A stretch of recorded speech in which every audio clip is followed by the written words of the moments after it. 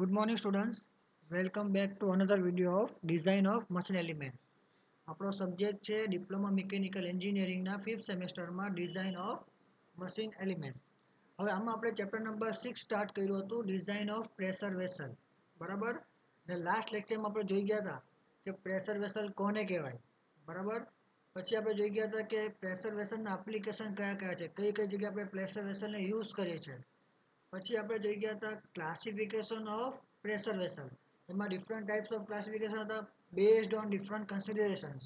બરાબર, એનું ક્લાસિફિકેશન થાય છે એ જોઈ ગયા હતા. પછી આપણે પ્રેશર વેસલમાં કયા કયા કન્સિડરેશન્સ કરીએ છીએ એ આપણે જોઈ ગયા હતા.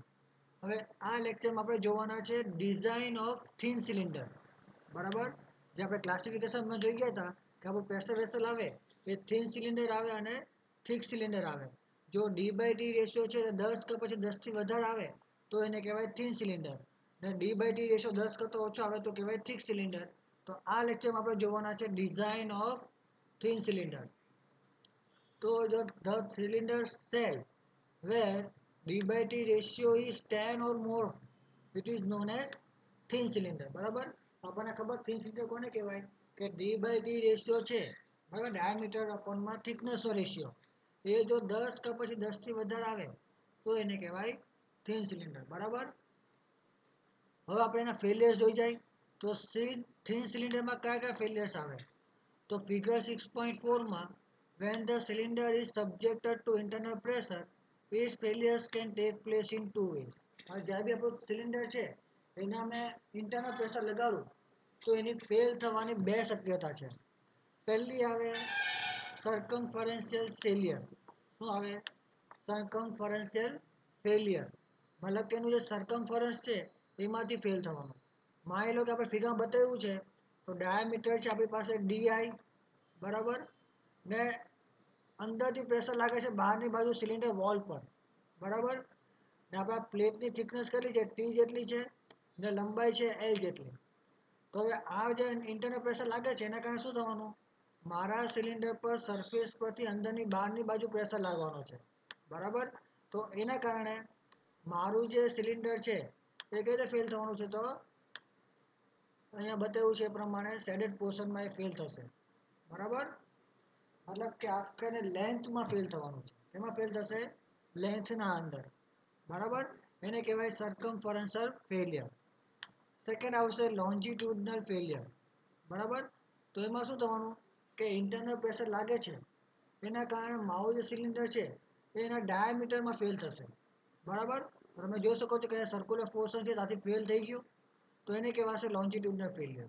બરાબર, the cylinder can burst into two pieces as shown in figure 6.8.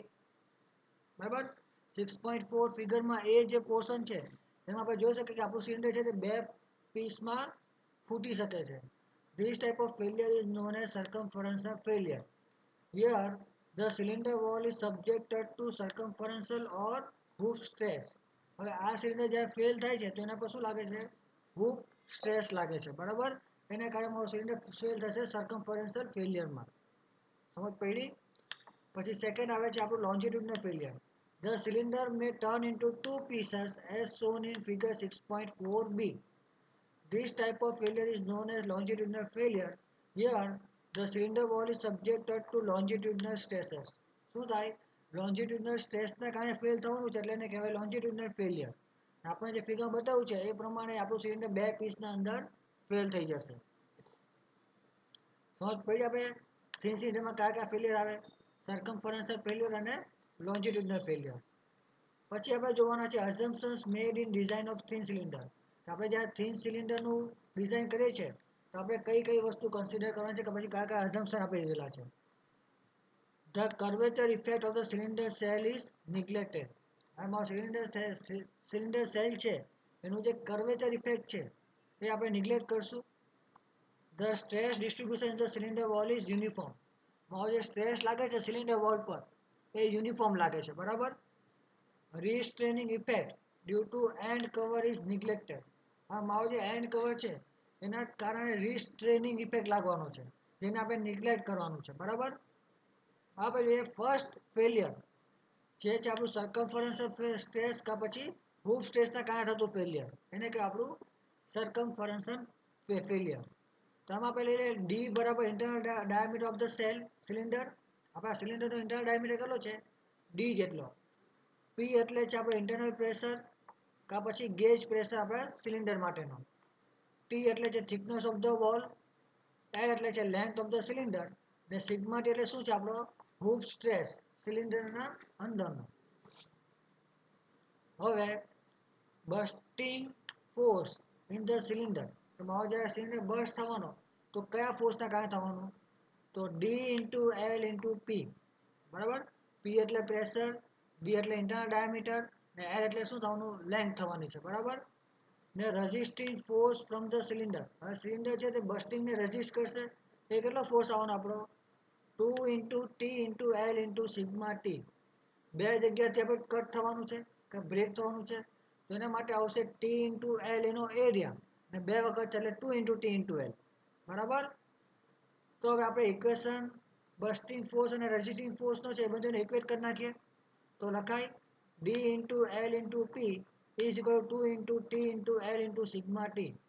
બંને બાજુથી એલ કટ થઈ જશે ને ટીને કરતા બનાવો તો ટી બરાબર શું મળશે? પી ઇન્ટુ ડી અપોનમાં 2 સિગ્મા ટી. બરાબર? તો આપણે આ ઇક્વેશનનો યુઝ કરીને આપણે thickness of the shell find out કરી શકીએ. બરાબર? સમજ પડી ઇક્વેશન કઈ રીતે મેળવ્યો? પછી આપણે નોટ આપી છે. તો નોટમાં શું કીધું? If riveted or welded joint are used for the fabrication of the vessel, the efficiency of the longitudinal joint is to be considered for finding the thickness of the plate. શું કીધું? જો અગર આપણે રિવેટેડ કે welded joint use કર્યો હોય vessel બનાવવા માટે તો આપણે લોન્જિટ્યુડનલ જોઈન્ટની જે એફિશિયન્સી છે એ આપણે કન્સિડર કરવી પડે. તો આપણે થિકનેસની ફોર્મ્યુલા શું થવાની? પી બરાબર પી ઇન્ટુ ડી અપોનમાં 2 sigma t into efficiency of l. જ્યારે એફિશિયન્સી ઓફ એલ એટલે શું છે? આપણી લોન્જિટ્યુડનલ જોઈન્ટની એફિશિયન્સી. બરાબર? પછી to account for the effect of corrosion the calculated thickness T is increased by 2 mm to 5 mm. શું કીધું? આપણે કોરોઝન ઇફેક્ટને જો ધ્યાનમાં રાખીએ તો આપણને જે થિકનેસ મળે છે એને આપણે શું કરશું? 2 mm કે 5 mm થી વધારી કરશું. બરાબર? એમાં એડ કરી દઈશું 2 mm કે 5 mm જેટલું. બરાબર? When the fired or unfired vessels are to be designed as per standard, the relevant codes are to be used, that is IBR or ASME. બરાબર? જો ફાયર્ડ કે અનફાયર્ડ વેસલ્સ હોય બરાબર ત્યારે આપણે શું કરશું? એને ડિઝાઇન કરશું એઝ પર સ્ટાન્ડર્ડ ને આપણે કોડ યુઝ કરશું આઈબીઆર ઓર એએસએમઈ. આઈબીઆર એટલે શું થવાનું? Indian boiler regulations. ને એએસએમઈ એટલે શું થવાનું? American standards for mechanical engineer. બરાબર? આ હતું આપણું સરકમફરન્શિયલ કા પછી હૂપ સ્ટ્રેસ. પછી આપણે જોવાના છે લોન્જિટ્યુડનલ સ્ટ્રેસ. તો લોન્જિટ્યુડનલ સ્ટ્રેસ પ્રમાણે આપણે ડિઝાઇન કેવી રીતે કરી શકીએ વેસલની? તો the stress induce in the cylinder wall in the direction parallel to the axis of the cylinder are known as longitudinal stress.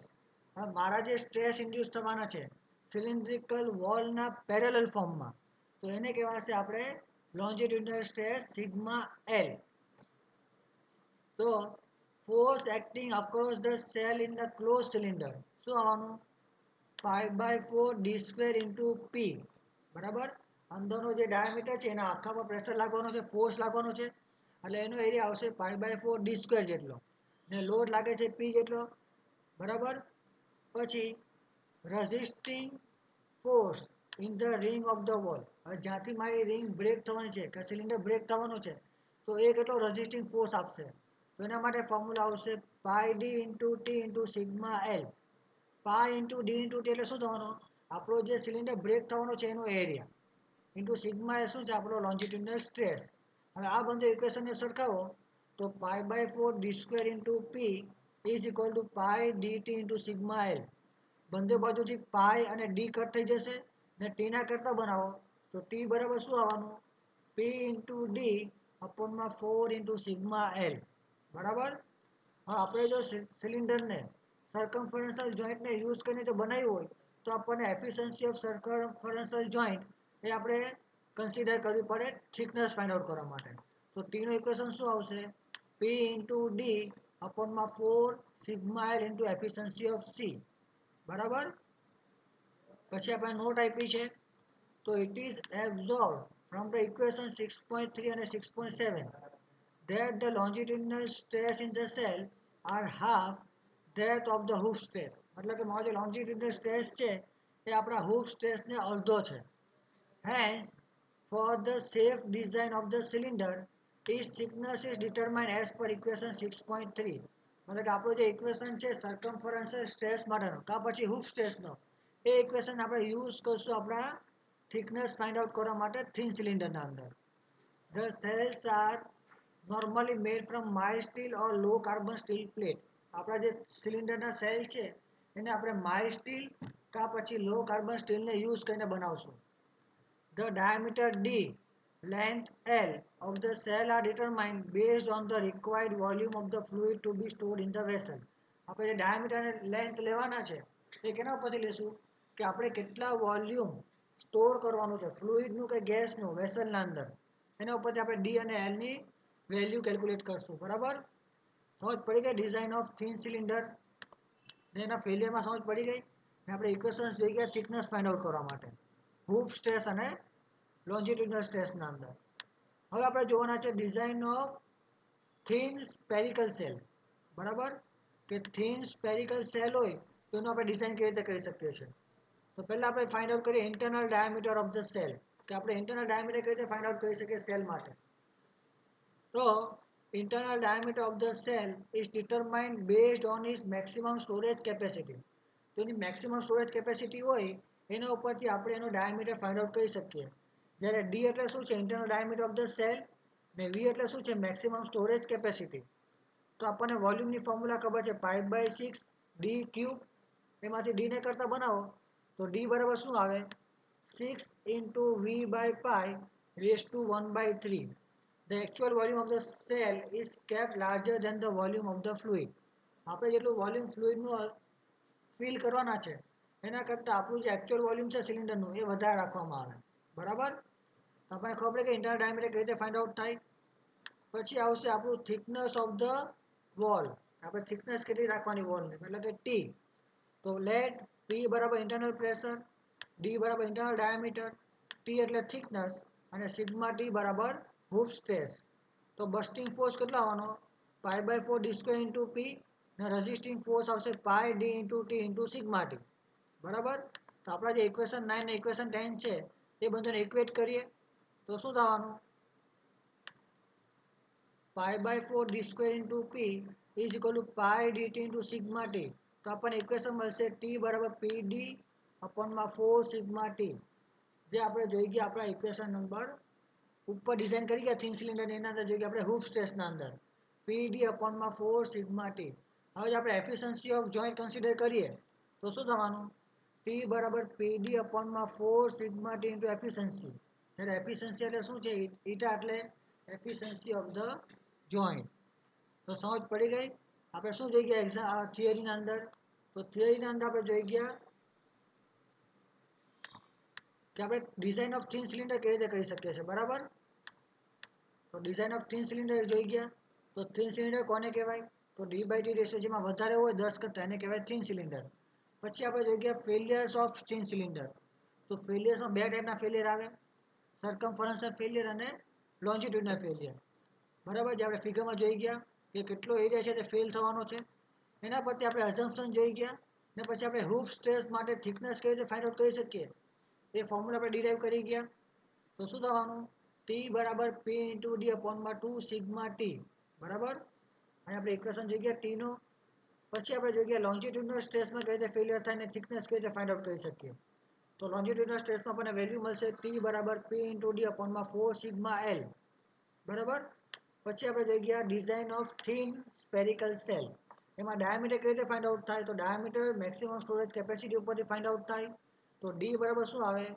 6v/π⁻1/3. પછી આપણે thickness of wall find out કરતા શીખી ગયા, જેમાં પણ ઇક્વેશન મળ્યો છે ટી બરાબર પીડી અપોનમાં 4 સિગ્મા ટી. ને જો એફિશિયન્સી ઓફ જોઈન્ટ કન્સિડર કરીએ તો આપણને ઇક્વેશન મળશે ટી બરાબર પી ઇન્ટુ ડી અપોનમાં 4 સિગ્મા ટી ઇન્ટુ થીટા. સમજ પડી ગઈ? હવે આ ડિઝાઇનમાં કોઈને બીજો પ્રોબ્લેમ હોય કે ડાઉટ હોય મને કોન્ટેક્ટ કરી શકે છે, મેસેજ કે કોલ કરી શકે છે, કે પછી કોમેન્ટ સેક્શનમાં કોમેન્ટ પણ કરી શકે છે. આ વિડીયો લાઈક કરો, શેર કરો અને ચેનલને સબસ્ક્રાઈબ કરો. Thank you for watching this video.